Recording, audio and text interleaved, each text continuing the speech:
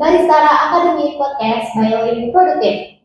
Jadi di kesempatan kali ini kita mau membahas mengenai peluang dan peran barista profesional. Di sini sudah ada narasumber terpercaya kita, yaitu Pak Roy Yuli. Oke, ya. Oke, kita langsung mulai aja ya Pak. Boleh.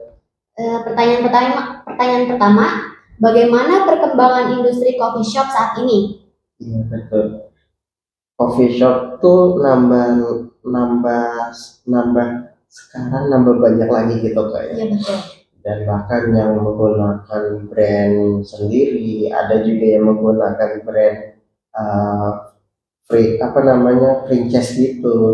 Ada juga yang memang kayak menggunakan kemitraan gitu. Sekarang banyak sekali tuh yang memang tumbuh cepat yang berkaitan dengan coffee shop saat ini gitu kan.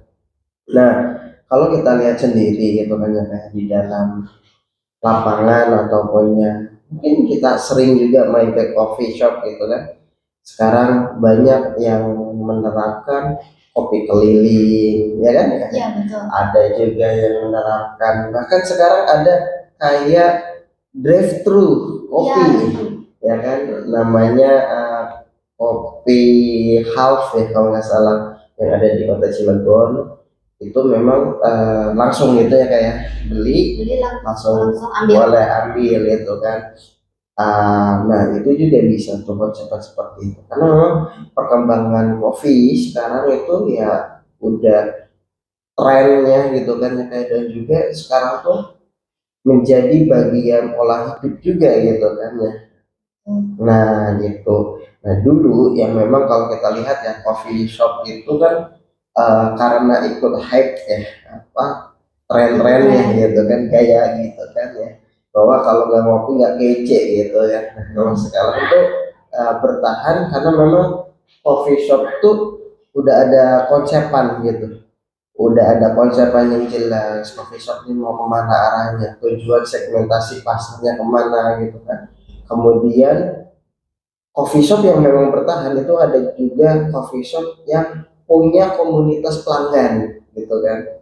Kemana pelanggan ya, entah itu dengan komunitas motor, komunitas mobil gitu kan, ada komunitas Vespa motor juga, ada komunitas misalkan yang suka secara freelance ya, misalkan ada komunitas yang komunitas seni gitu kan, dan lain sebagainya, yang memang tipenya itu komunitas gitu kan ya, kayak itu pasti seringnya nongkrongnya itu di mana, coffee shop kan gitu kan, di coffee gitu kan. Di situ ya pasti akan nyarinya coffee shop seperti itu. Dan kemudian bisa bertahan itu juga mempunyai kualitas yang memang konsisten kan, tidak berubah-ubah gitu kan. Itu sangat penting gitu kan, ketika kita menjadi seorang barista gitu kan, ataupun pengelola coffee shop gitu kan. Usahakan rasa itu jangan berubah-ubah gitu kan, tetap konsisten gitu, seperti itu. Nah kemudian coffee shop juga harus mempunyai sistem kerja yang rapi gitu kan. Nah dari situlah jelas gitu kan, maka coffee shop akan bisa bertahan, karena persaingan coffee shop gitu kan itu luar biasa gitu kan. Tambah sekarang itu tambah luar biasa. Bahkan yang tadi saya jelaskan di pertama, ada coffee shop keliling itu, kopi keliling itu sifatnya kan ambil bola, ya kan. Dimanapun yang orang kata istilahnya kerja gitu kan, malas gitu keluar, nah ketika ada kopi keliling lewat, di stop nggak kopi kelilingnya, ya kan, di stop kemudian beli kan, suruh. Nah itu dibanding jauh-jauh kita ke coffee shop kan, kayak gitu. Nah itu peranan coffee shop yang memang sekarang di ranah gitu kan ya, kayak udah bahasanya berkembang dengan cepat. Nah itu adalah inovasi coffee shop yang memang harus diterapkan gitu kan, untuk bisa bertahan di saat perkembangan industri coffee shop yang cepat berkembang, dan juga cepat ketika memang membuka usaha juga gitu kan. Tapi memang harus dipikirkan secara matang. Tidak sembarangan orang bisa buka coffee shop juga. Apalagi tadi itu belum punya konsep, belum ada komunitas, rasanya juga masih pling-plang gitu kan. Kemudian sistem kerjanya belum rapi. Nah, itu pasti belum siap coffee shopnya kan ya gitu. Nah, dari coffee shop gitu kan ya kayak pasti ada namanya pola konsumsi gitu kan ya kayak. Nah, yang pasti ketika memang coffee shop itu bisa bertahan, dia menerapkan pola konsumsi yang memang berbeda. Apa? Dari segi ngopi gitu kan. Ngopi bukan cuma minum gitu kan, dalam artian bukan hanya minum kopi doang gitu kayak, tapi bisa sebagai kayak gaya hidup gitu kan. Nah, itu kita bisa mengkajinya. Nah, kemudian bisa juga untuk sebagai tempat kerja. Karena coffee shop juga sekarang banyak yang memang menggunakan ruang meeting gitu kan ya kayak ada ruang VIP gitu kan yang memang khusus, ada memang kerja yang untuk khusus kerja remote gitu kan. Iya. Ya Jadi di gitu. coffee shop sekarang banyak pasang-pasang wifi gitu kan. Oh iya benar. Nah, coffee shop yang nggak ada wifi-nya harap bersabar pasti sepi. Apalagi kalau misalkan coffee shop kan sering juga ya kayak buat untuk kayak nongkrong main HP gitu kan ya, banyak kan orang kalangan orang Gen Z gitu kan, orang remaja gitu kan ya pasti sekarang kan lagi apa ya rame-ramenya Mobile Legends gitu kan, kemudian Free Fire, kemudian ada juga ya game-game online lah gitu kan, game-game online itu kan bisa gitu kan sambil mabar, kadang ada turnamen juga gitu, sering adain nobar juga kan gitu. Nah, kayak seperti itu loh kan pola pikir yang memang dari coffee shop itu yang harus melakukan apa ya kajian-kajian kebutuhan gitu kan seperti itu. Nah, kemudian dari segi persaingan ketat ini juga kan gitu, pasti rasa itu menentukan juga gitu dari standar kualitasnya kayak gitu. Nah, artinya apa gitu dari semua itu? Pasarnya memang masih ada gitu kan ketika ingin membuka coffee shop gitu. Tapi tidak lagi bisa asal buka gitu. Misalkan contoh, oh pengen buka nih, asal buka nggak bisa kayak gitu. Tapi memang harus membuat konsepan yang memang harus matang, yang tadi saya jelaskan itu gitu. Oke. Kita lanjut ke pertanyaan kedua. Kenapa barista dengan sikap profesional makin dicari? Betul. Ya memang gini kan. Ketika memang coffee shop itu buka, ya kan, coffee shop itu buka, pasti yang dicari pelanggan itu bukan hanya dari kopinya saja, ya kan? Karena kan yang dinilai oleh apa namanya customer pelanggan gitu kan, pasti kaitannya dengan pelayanan, ya kan? Sikap gitu kan, kecepatan, konsistensi gitu kan, yang rasanya ya gitu-gitu aja enak gitu kan, ketika enak ya harus enak seterusnya gitu kan. Kemudian kebersihannya juga, ya kan, gitu, jangan sampai coffee shop acak-acakan gitu kan, tidak tertata, nah kayak enak dilihat juga gitu kan ya. Nah, kemudian cara komunikasinya gitu. Apalagi kan kalau kita lihat di tengah persaingan ketat para coffee shop gitu kan ya kayak ya barista tuh bukan hanya pembuat minuman, tapi sebagai apa wajah utama gitu kan ya kayak ya kan, sebagai branding gitu kan di depan para pelanggan. Nah, kenapa? Karena memang pelanggan itu datang ngadepnya ke siapa? Ke barista. Barista, betul. Nah, dari barista itu mau pesen apa, nah dong dilayani gitu kan, dilayani baru bayar, ada yang seperti itu juga kan gitu. Walaupun mas misalkan ngadepnya ke kasir itu kan bukan barista yang melayani, tetap wajahnya itu ketika kopinya tidak enak yang disalahkan ya kasirnya apa baristanya? Baristanya gitu. Gimana sih baristanya? Kok ini rasanya asam gitu kan? Misalkan kok kurang gitu kan? Kok bisa asam rasanya gitu kan? Bahwa saya mintanya yang manis misalnya contoh kayak gitu. Nah, taunya lupa naruhin garam gitu, nggak biasanya kalau garam. Lupa naruhin gula misalkan gitu kan, naruhin gula. yang ditaruhin malah garam karena sama kan gitu.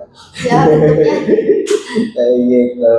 Nah, kemudian barista profesional itu Kak, itu dibutuhkan juga karena apa? Yang pertama, bisa menjaga yang memang rasa harus stabil lagi ya. Harus pas gitu kan, harus oke gitu. Nah, kemudian bisa tetap tenang saat jam panjang gitu kan.